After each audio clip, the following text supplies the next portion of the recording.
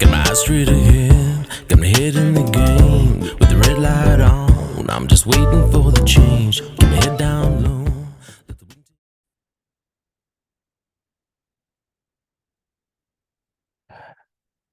Okay, I've got a few questions. You all know that I talk quite a bit about police because I used to be a police officer with the Queensland Police Service here in Queensland, Australia. Uh, so the area that I was in was a covert physical surveillance. Sorry, I did general duties and all that kind of thing, but later on during policing, I did covert physical surveillance for quite a few years. Loved it, absolutely loved it. So, thus, I talk quite a bit about police. Now, talking about police, I think that a lot of the problems we're having here in Queensland, in Australia in general, when I look at some of the issues coming forward with police, is uh, poor leadership. And I believe that a lot of the police hierarchy, um, police are trained to be managers, and the leadership skills are very lacking. And also, we've had some inquiries with to do with the way the police here in Queensland deal with domestic violence and some other issues within our within our society.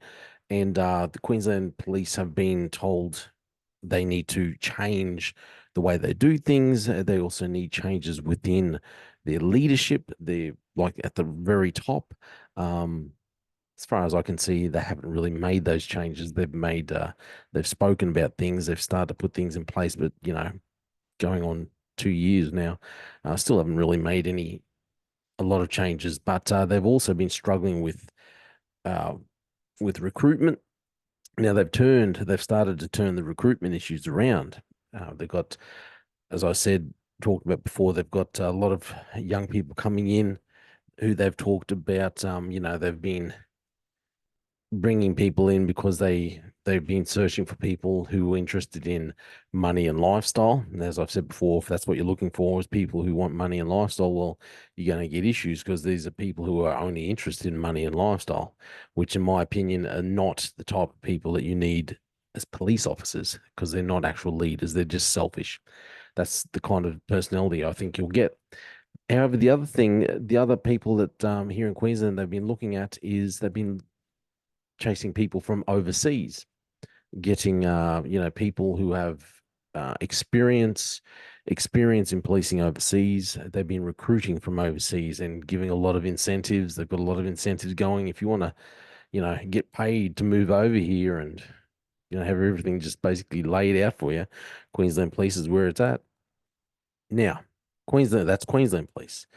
Just before the very end of last year, very, very, and actually, I think it was only 5 days ago. So, sorry, at the very start of this year, the Daily Telegraph had an article. The headline says Cop Exodus, 35 million in police missing from New South Wales streets. The New South Wales Police Force saved a staggering $35 million last year on wages because of the growing number of cops quitting the force and not being replaced. Now, police leaving in New South Wales. New South Wales is the largest state, is in the largest. It's got the largest population in Australia out of our states.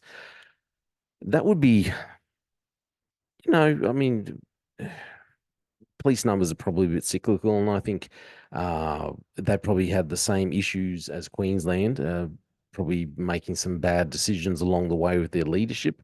However, that that headline, that headline about police leaving, I'll just bring up this other story for you.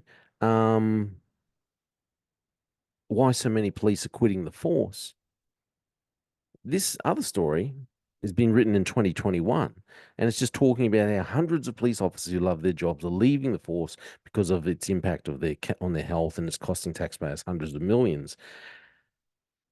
New South Wales police officer turnover has almost doubled since 2015, with 728 officers leaving the force last year. So this story was written in 2021, now going on 3 years ago.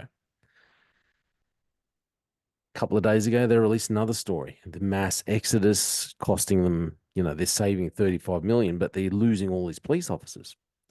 Queensland has been losing a lot of police officers, a lot of experience is going out the door. A lot of people are just very unhappy with the leadership, the way they do things, and they can see the poor leadership skills. Okay, when it comes to the people running things, including the police minister, Mark Ryan.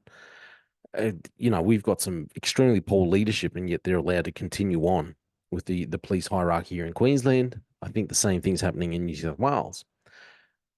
And as I said, so now they're recruiting all these other people who are interested in money and lifestyle. We're also bringing in people from overseas. This is in Queensland. So I thought, oh, this is all very interesting because, Australia's policing is, uh, it seems like all the experienced officers are leaving, and we're getting young people who are interested in what my opinion is uh, their interest or the things that really driving them to become police are not the kind of issues that I would think would bring out the best in people if you actually want a good police officer. And then we're all getting these people from overseas. And then I saw this story come up, and I did a little bit of looking into what they're actually talking about. I'm going to bring up this article because I think, actually, I don't know what to think. Let's look at this. Los Angeles looking to allow illegal immigrant police officers to be armed for 24/7. This is written very end of last year, December 26, 2023.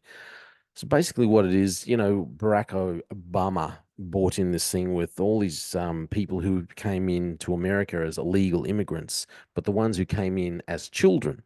So they're still illegal immigrants. However, he's brought in some program and allowed them to join the police, even though technically they're illegal immigrants. So actually, I'm going to read this article here. This is actually Police Mag. LAPD working to allow non-citizen DACA officers to carry off duty. So the topic of DACA, can't remember what that stands for, but it's to do with illegal immigrants. Deferred action for childhood arrivals. It's okay. The topic of DACA recipients working as police officers is complicated and raises many legal and safety questions, including whether a non-citizen should ever arrest a US citizen, and what would happen if a DACA migrant suddenly loses their legal status. Los Angeles Police Chief Michael Moore says his department is taking the nationwide lead on a unique immigration challenge, allowing non-citizen DACA, this is the Deferred Action for Childhood Arrivals, recipients who become sworn officers, the ability to carry a firearm full time. On Tuesday, Moore said the Los Angeles Board of Police Commissioners unanimously approved the outline of a policy that would allow DACA recipients the capacity to carry a firearm off the job, which has been largely prohibited by law because DACA recipients are not United States citizens.